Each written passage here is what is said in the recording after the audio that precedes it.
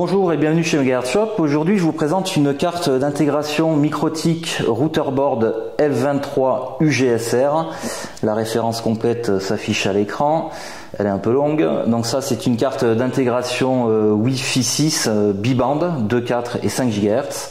C'est l'article 3710 sur notre site. Donc cette carte c'est une évolution de la RB922. Elle intègre maintenant une interface Wi-Fi 2x2 MIMO en Wi-Fi 6. Wi-Fi 6 sur les deux bandes, en 2.4 et en 5. Donc en 2.4, on va pouvoir monter jusqu'à 574 mégabits théoriques et 2,4 gigabits théoriques en 5 GHz. Processeur ARM double cœur 800 MHz, 256 MB de RAM. On a 128 mégas de stockage flash. Cette carte, on peut l'alimenter de deux manières, soit par le connecteur DC 2155 qu'on trouve ici. Lui prendra en entrée de 12 à 28 volts, soit en PoE in, donc alimentation PoE ici sur l'unique port RJ45 qu'on va trouver. Là, ça sera de 18 à 28.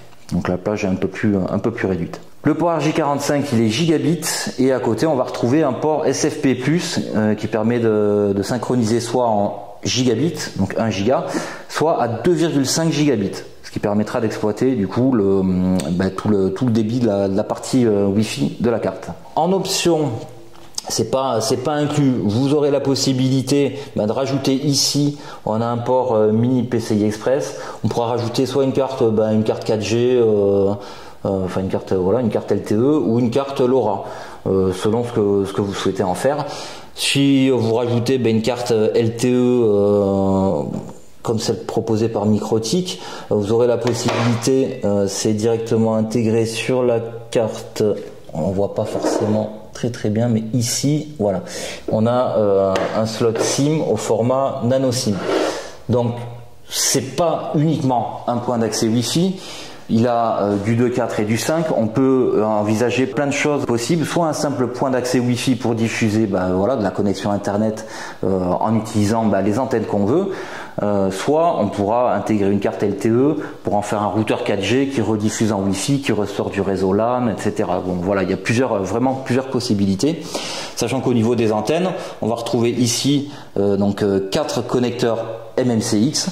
Donc libre à vous d'intégrer cette carte dans un boîtier, vous prenez les pictels MMCX et derrière vous mettez les antennes que vous voulez, que vous fassiez du sectoriel, de l'omnidirectionnel. On peut également imaginer avoir une connexion internet, un backbone en 5 GHz, vous faites des liaisons point à point en 5 Go, vous rediffusez localement en 2 Go 4, vous ressortez du réseau soit sur le RJ45 soit sur le SFP. Bon, peu importe, là ça peut rentrer dans tous les sens et sortir de la même manière.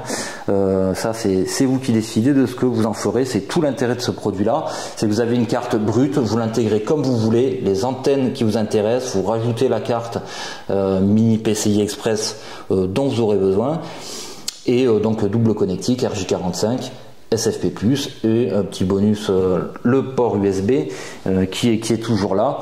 Microtik aime bien le préciser, ils ont conservé le petit buzzer qui permet d'avoir les bips au démarrage et que vous pouvez customiser selon vos envies. Voilà, donc selon comment vous allez utiliser cette carte, selon les équipements additionnels que vous allez ajouter, vous allez avoir une consommation max sur cette carte de 12 à 25 watts. Donc ça dépend de ce que vous allez en faire et des équipements que vous allez brancher dessus. Module SFP, carte LTE, voilà, ça dépend vraiment de la consommation de ce que vous allez ajouter. Voilà, donc c'est tout pour la présentation de cette routerboard L23 UGSR et à bientôt pour une nouvelle vidéo.